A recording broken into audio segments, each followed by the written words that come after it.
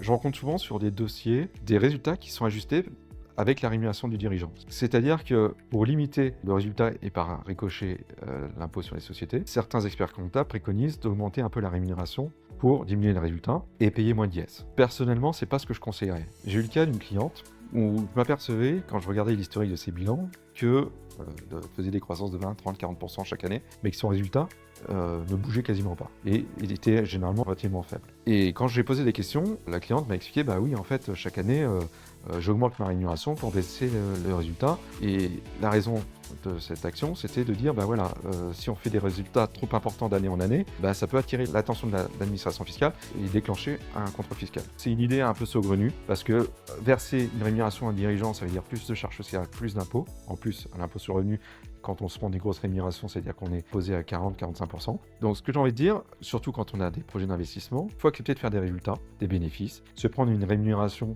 pour pouvoir subvenir à ses besoins, mais tout le bénéfice, il faut le laisser dans la société. Parce que tout ce cash qui va être généré, ça va rassurer les banques et derrière, vous pourrez financer toutes les opérations que vous voulez parce qu'il arrive un moment, si on a des projets d'investissement, bah, il faut avoir une société qui fait des résultats, qui paye de l'IS. Je dis souvent, c'est pas ceux qui payent pas d'impôts qui s'enrichissent.